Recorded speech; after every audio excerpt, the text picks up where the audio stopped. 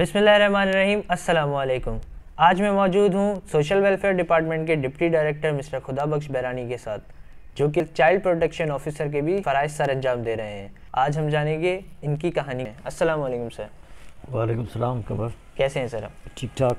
Sir कैसे आगाज़ हुआ? मुश्किलात तो बहुत आई होंगी। कमर, वो एक मैं शुरुआत करता हूँ चर्चिल जो बताना कि वज़ीर-ए-आज़म थे, उनका एक कॉल है, इंसान का दिमाग जहानत के ऊँच पे तब पहुँचता है जब वो अज़ियतें मुश्किलातें देखता है।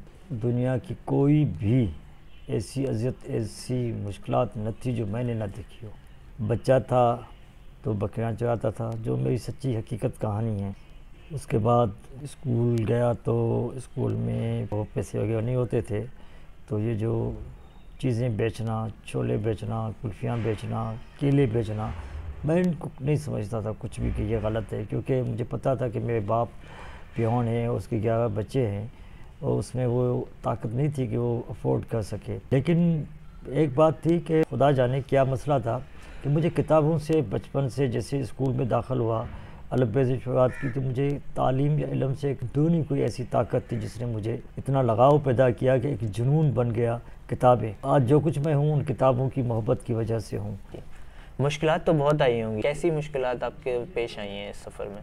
अब देखें ना, यूनिफॉर्म के लिए उसके पैसे नहीं हैं, टीचर उनको क्लास से डोनेशन करके यूनिफॉर्म ले रहे हैं, तो जो सेल्फ़ इस्टीम होती है उसको तो चोट लगती है ना। बच्चा अफोर्ड नहीं कर सकता, लेकिन वो सोचता तो है यार ये मेरे लिए डोनेशन लिया जा रहा है, मैं उस कंडीशन में हूँ कि मैं अफोर्ड नहीं कर सकता। और अगर प्राइमरी स्कूल हो, बगैर चप्पल पहने इंसान जाए, दूसरों को चप्पल पहने देखे, खुद अपने पैरों में देखे, एहसास तो होता है ना अज़ियत का, क्योंकि मैं बचपन से हसास था। तो ये उसके बाद जो किरदार होता है टीचर का होता है। कुछ ऐसे टीचर मिले जिन्होंने बिल्कुल जैसे ना, उनकी टीचर के अल्फाज या तो कत्ल कर देते हैं, मार देते हैं, या आसमान की बुलंदियाँ दे देते हैं, इतना। कुछ टीचर ऐसे थे जिन्होंने हिम्मत दी, जिन्होंने मेरी एहलियत को पहचाना, मुझे कहा कि तुम्हें इतनी सलाहियतें हैं, तुम बहुत कुछ कर सकते हो, बहुत कुछ हो सकते हो, मेहनत करो। जिन्होंने मेरी सपोर्ट भी की, अखलाक की सपोर्ट भी की। कुछ ऐसे भी टीचर थे कि तू चपरासी के बैठा है, क्या करेगा, कुछ नहीं करेगा।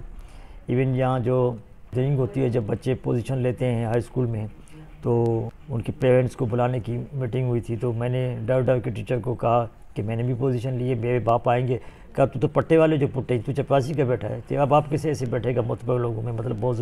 मुझे तो यह भी सुना गया कि जो लड़के थे सब पढ़े लिखे अमीरों के लड़के मेरे दोस्त होते थे, उनके पेरेंट्स उन्हें रोकते थे कि ये गरीबों के साथ नहीं चलो, ये लोफर होते हैं। मैंने 7वीं क्लास में एक कहानी लिखी जिस कहानी का उन्वान भी लोफर था। वो इसलिए कि एक टीचर था, लेकिन उसने अपने भाई को मना की कि ये गरीब इसके साथ नहीं चलो, ये गरीब लोफर होते हैं। तो उसने जैसे अल्फाज कहे और मैं वो कहानी लिखने लग गया, लोफर कहानी। जो मेरी पहली जो मैंने कहानी लिखी उसका उन्वान ही लोफर था। लेकिन मसला ये है कि दो रुख इंसान के अंदर में होते हैं, या तो इन हालात से दब जाए, स्कूल छोड़ दे, नशे में चला जाए, या ख़ुदकशी कर ले, या पागल बन जाए, जहनी मरीज़ बन जाए। क्योंकि मुझे किसी एक टीचर ने कहा था कि मुझसे पूछा तो क्या बनेगा, मैंने बस मैं ऑफिसर बनूंगा। कहा अपना चेहरा दिखा आईने में, तो मैंने कहा सर जब बनूंगा आपसे ही मिलूंगा। और इससे ही हुआ। ये तो मेरे अल्लाह की हिकमत है, मेरे रब की कुदरत है, मेरे रब अज़ीम का शान है कि ये अल्फाज मेरे अंदर की ताकत ने उसके सामने कहे। जब मिला, मुझे यहाँ एक्टिव देखा स्कूल्स में, उससे ज़्यादा हेड वो था, मेरी इज़्ज़त देखी, तो उसने एक्सक्यूज़ भी कहा यार मैं अपने अल्फाज वापस लेता हूँ, लेकिन तुमने जो अपने अल्फाज कहे थे बचपन में वो तुमने साबित किया। मतलब उसे भी याद था। मेरा अपना 3 साल टीचर का एक्सपीरियंस है, लेकिन मैंने कभी तलक कलामी से भी बात नहीं की।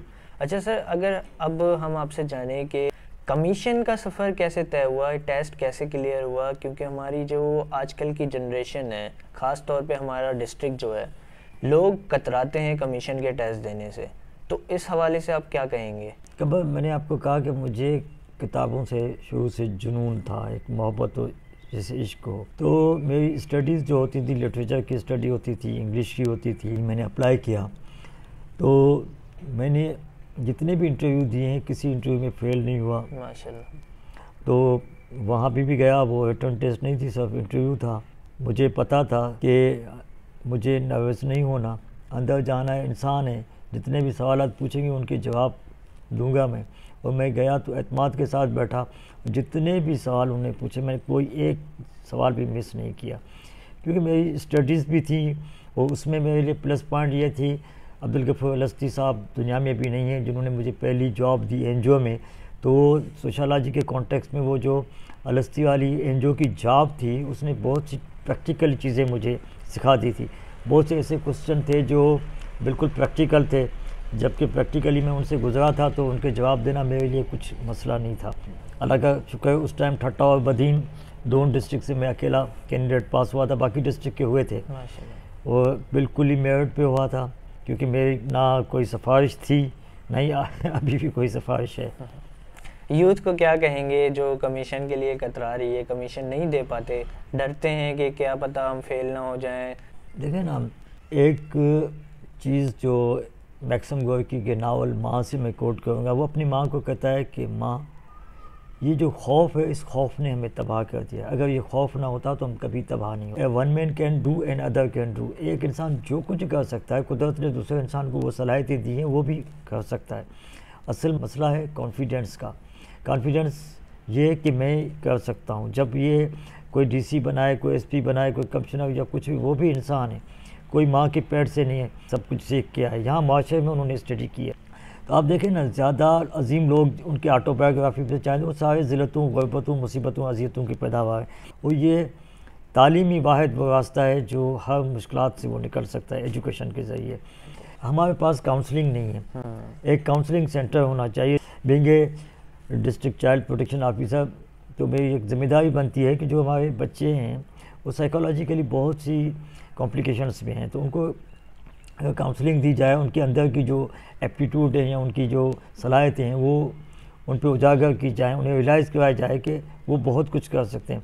तो बस थोड़ी सी सपोर्ट चाहिए। अब देखो ना, थरपारकर में जिनको हम शेड्यूल कास्ट ही कहते हैं, हम तो इंसानियत का एहतराम करते हैं, हमारा मजहबी इंसानियत है, लेकिन लोग जो कहते हैं उनकी बच्चियाँ भी आगे निकल आई, अच्छी जॉब्स में चली गई। अपर सिंध के बच्चों को मैं सलाम करता हूँ कि वो गाँव से निकलते हैं, कराची में, हैदराबाद में कोई होटलों पे काम करते हैं, कोई ट्यूशन्स देते हैं, लेकिन लाइब्रेरीज अटेंड करते हैं।